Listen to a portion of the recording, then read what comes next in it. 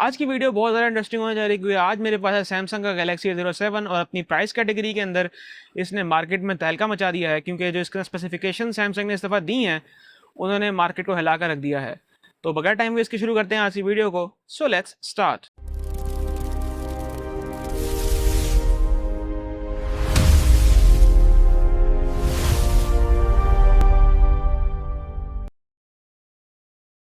तो वीडियो को स्टार्ट करते हैं और सबसे पहले हम लोग उसके अनबॉक्सिंग एक्सपीरियंस की तरफ चलते हैं। तो सबसे पहले इसका बॉक्स ओपन कर लेते हैं।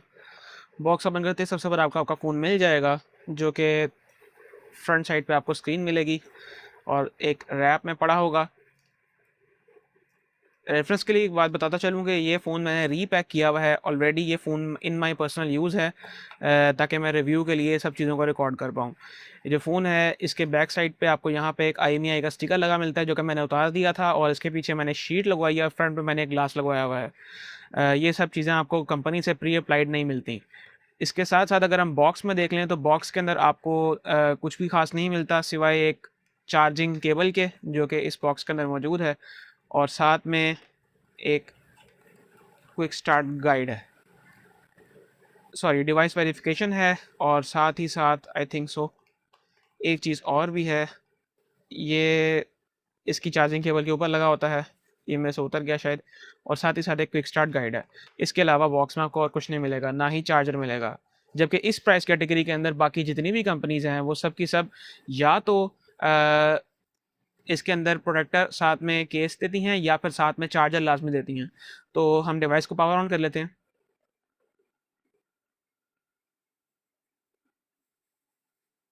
ओके, डिवाइस पावर ऑन हो रही है, उतनी देर तक हम इसके थोड़ी-सी बेसिक स्पेसिफ़िकेशंस के बारे में बात कर लेते हैं। जो स्क्रीन अभी आप लोग इस टाइम अपनी स्क्रीन्स पर देख पा रहे हैं फ़ोन की, ये बेसिकली एक 6.7 इंचेस का 720p डिस्प्ले है, जो कि एक PLS LCD डिस्प्ले है।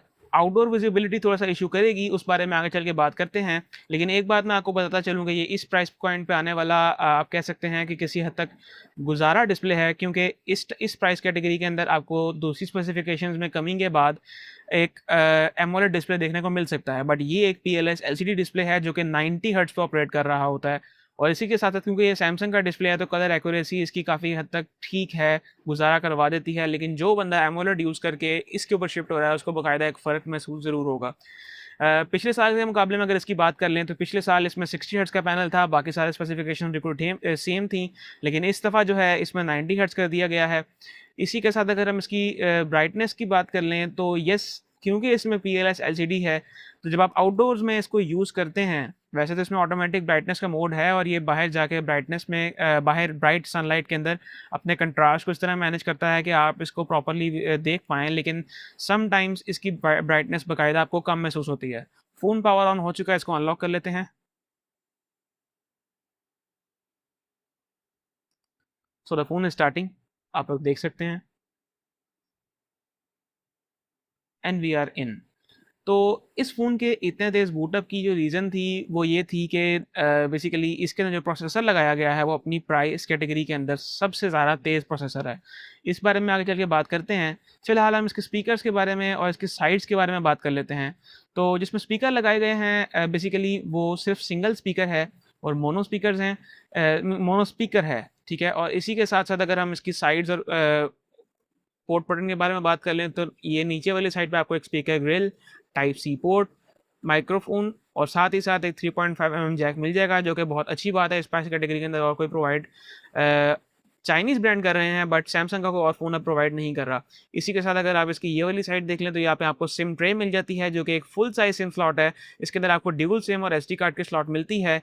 ऊपर वाली साइड पे आपको नॉइज़ कैंसलिंग माइक्रोफ़ोन और इसकी जो दूसरी साइड है इसके ऊपर आपको एक फिंगरप्रिंट सेंसर जो कि इसके पावर बटन के अंदर मर्ज्ड है और साथ ही साथ एक सॉरी वॉल्यूम रॉकर कीज़ मिल जाती हैं। बैक साइड पे देख लें तो आपको ड्यूल कैमरा सेटअप मिलता है जो कि एक तो प्रॉपर कैमरा है, लेकिन दूसरा सिर्फ़ ड्यूल कैमरा को मेंटेन करने के लिए लगाया गया है। एक डेप्थ सेंसर टाइप की चीज़ कह सकते हैं आप। साथ ही साथ एक फ्लैश और फ्रंट साइड पे आपको ऊपर ड्रॉप नॉच कैमरा मिलता है। इनकी स्पेसिफ़िकेशंस पे थोड़ा आगे जाके बात करते हैं। इसी के साथ अगर हम इसकी बैटरी की बात कर लें तो इसके अंदर अभी भी 5000 mAh की बैटरी ही आ रही है, जो कि आई थिंक सो कि सैमसंग 2020 से अपने जितने भी फ़ोन्स हैं उनके अंदर मोस्ट ऑफ देम के अंदर 5000 mAh बैटरी ही प्रोवाइड कर रहा है, जबकि चाइनीज़ मैन्युफैक्चरर जो हैं इस टाइम पे कोई 7000, कोई 6000, कोई 6500 और मतलब इस तरीके से बैटरीज़ आ रही हैं। बल्कि अभी रिसेंटली सुनने में आया था एक नया फ़ोन चाइनीज़ मैन्युफैक्चरर्स की तरफ से आने वाला है जिसमें 10,000 mAh की बैटरी होने वाली है।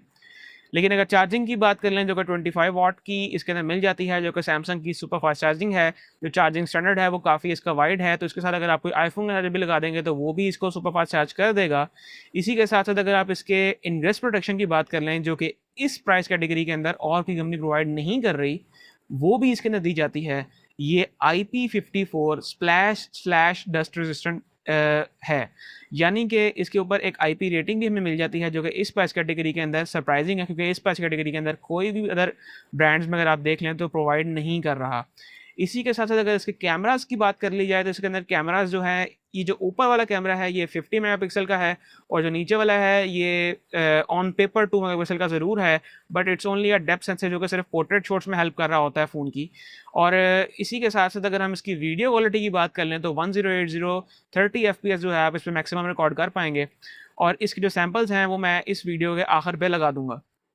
इसी के साथ-साथ अगर हम इसके वेरिएंट्स की बात कर लें, तो यहाँ पे चीज़ें थोड़ी-सी इंटरेस्टिंग हो जाती हैं और आखिर पे चल के मैं आपको इसकी प्राइसेज़ भी बताऊँगा और मैं बताऊँगा कि मैंने क्यों आपको कहा कि ये इंटरेस्टिंग हो जाती हैं। जो फ़ोन का वेरिएंट इस टाइम मेरे हाथ में है, ये 64 जीबी और 4 जीबी रैम वाला है और इसी के साथ-साथ एक और वेरिएंट आता है जो कि 128 जीबी/4 जीबी वाला है और इसी के साथ-साथ एक 128 जीबी और 6 जीबी वाला वेरिएंट भी आता है, जो कि आप कह सकते हैं कि इसका हाईएस्ट एंड वेरिएंट है। इसी के साथ अगर हम इसकी स्टोरेज टाइप की बात कर लें तो वो यूएफएस 2.2 है, जो कि इस टाइम पे अपनी कैटेगरी के अंदर इंडस्ट्री लीडिंग है, क्योंकि इस टाइम पे जितने भी फ़ोन्स इसी प्राइस कैटेगरी के अंदर आ रहे हैं वो ईएमएमसी स्टोरेज के साथ आ रहे हैं, लेकिन ये वाहिद फ़ोन है जो कि यूएफएस स्टोरेज प्रोवाइड कर रहा है और यूएफएस भी 2.2 प्रोवाइड कर रहा है। और ये सब मुमकिन होता है इसके एक प्रोसेसर की वजह से, जो कि अपनी प्राइस कैटेगरी के अंदर मार्केट लीडिंग है और वो है हीलियो G99, मीडियाटेक का हीलियो G99। और ये जिस प्राइस कैटेगरी के अंदर आ रहा है, इसके अंदर G99 प्रोवाइड कर देने से इसके अंदर आपको बहुत सारी गेम जिनमें पबजी और फ्री फायर वगैरह पे 60 एफपीएस का स्मूथ गेम प्ले मिल जाता है। इसी के साथ-साथ आपको डेली यूज़ के टास्क के अंदर किसी किस्म का कोई लैग देखने को नहीं मिल रहा और इसकी फ़ोटोग्राफ़ी भी उसकी वजह से काफ़ी ज़्यादा इम्प्रूव्ड है, क्योंकि कलर ग्रेडिंग जो होती है वो प्रोसेसर सँभाल रहा होता है। तो ये चीज़ें जो हैं काफ़ी ज़्यादा इंटरेस्टिंग हैं और अभी अगर हम इसके स्कोर्स की बात कर लें, जो कि बेंचमार्क के स्कोर्स हैं, तो वो आपको मैं स्क्रीन पे दिखा देता हूँ, जिसमें आप देख सकेंगे कि मैंने इसके स्क्रीनशॉट्स लिए हुए हैं। ये आप देख सकते हैं कि एंटूटो के ऊपर 5,31,000 के करीब का स्कोर जो है वो प्रोवाइड कर रहा है, जो कि अमेजिंग स्कोर है इस प्राइस कैटेगरी के अंदर। और इसी के साथ-साथ अगर आप गीकबेंच की बात कर लें तो इसमें आपको 726 सिंगल कोर के ऊपर और 1940 मल्टी कोर सपोर्ट के ऊपर आपको मिल रहा है, जो कि इन अगर आप अच्छी कंडीशंस में अच्छे टेम्परेचर के ऊपर टेस्ट करेंगे तो ये नीचे वाला स्कोर जो है ये 2000 से ऊपर भी जा सकता है, क्योंकि इसी के अंदर कुछ मॉडल्स का गया है। मेरा इसलिए नहीं जा सका क्योंकि मैंने इसको एसी में चेक ज़रूर किया था, बट दोनों टेस्ट्स लगातार रन किए। पहले एक एंटूटू का रन किया, उसके बाद फिर इसका थोड़ा-सा मैंने गेमिंग का टेस्ट किया ताकि बैटरी टेस्ट कर पाऊँ, उसके साथ ही मैंने गीकबेंच पे लगा दिया। तो उससे थोड़ी-सी परफॉर्मेंस डाउन हो गई ड्यू टू हीटिंग। येस, आपने सही सुना, प्रोलॉन्ग्ड यूसेज के बाद ये फ़ोन थोड़ा-सा वार्मर आपको फ़ील होता है, बट इतना ज़्यादा नहीं महसूस होता और जितना ज़्यादा इसका यूसेज होने वाला है, अगर आप इस पे बहुत ज़्यादा हैवी गेमिंग करेंगे, तो yes, this phone will get warm. इसी के साथ अगर इसके अदर फीचर्स की बात कर लें जो कि इसके अंदर प्रोवाइड किए जाते हैं, तो इस फ़ोन के अंदर सैमसंग ने ड्यूल बैंड वाईफ़ाई दिया है, यानी कि सिम के ऊपर तो ये 5G सपोर्ट नहीं करेगा, बट अगर आप 5 गीगाहर्ट्ज़ वाले वाईफ़ाई के साथ कनेक्ट करना चाह रहे हैं, तो येस, ये फ़ोन 5 गीगाहर्ट्ज़ के वाईफ़ाई के साथ कनेक्ट हो सकता है। अब इस फ़ोन के मेन हाइलाइट की बात कर लेते हैं, जो कि इसके बॉक्स पर भी मेंशन था। जैसा कि आप लोग अपने कैमराज़ में देख सकते हैं, ये देखिएगा 6x सिक्योरिटी और ओएस सपोर्ट। बेसिकली इसके अंदर सैमसंग ने 6 साल की सॉफ्टवेयर सपोर्ट प्रोवाइड की है, जो कि सरप्राइजिंग है, मार्केट लीडिंग है।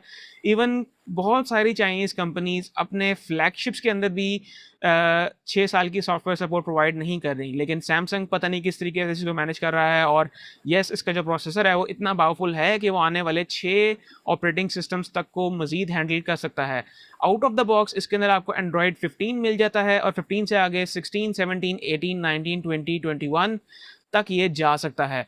तो ये चीज़ें काफ़ी ज़्यादा इंटरेस्टिंग हैं और यही वो पॉइंट है जो कि इस फ़ोन को काफ़ी ज़्यादा इंटरेस्टिंग बना देता है।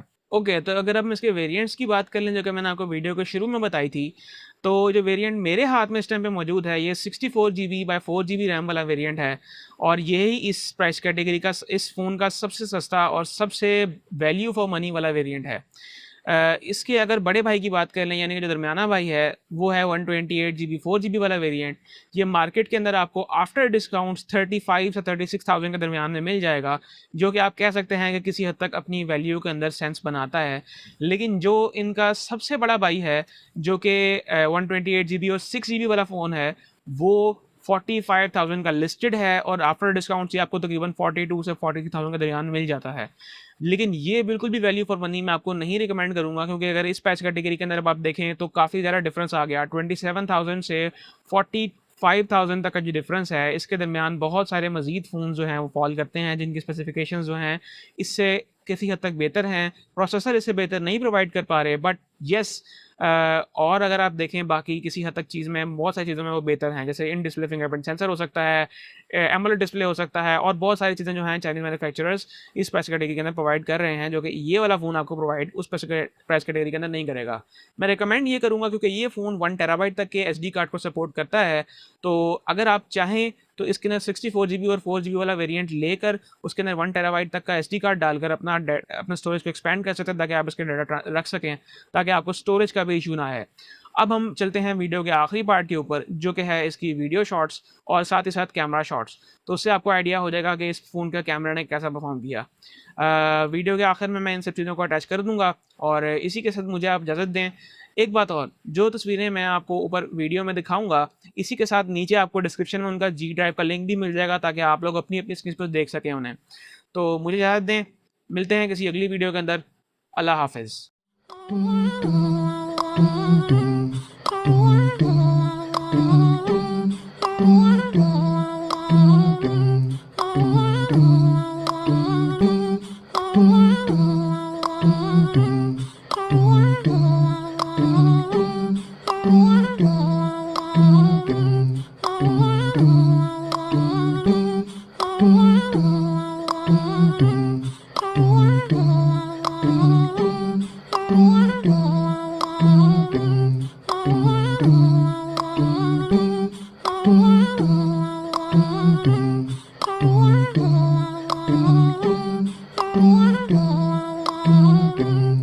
जो है ये सैमसंग गैलेक्सी A07 से फ्रंट वीडियो रिकॉर्डिंग का सैंपल है, FHD 30 FPS और यही इसकी मैक्स सेटिंग है।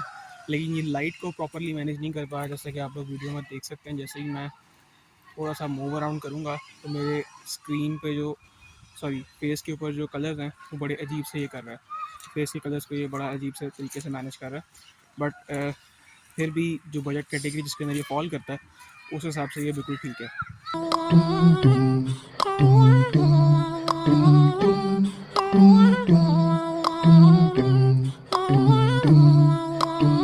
जो है ये FHD 30 FPS पे लो लाइट वीडियो रिकॉर्डिंग है।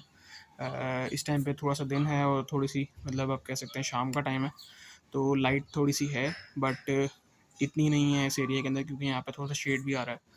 ये आप देख सकते हैं क्वालिटी।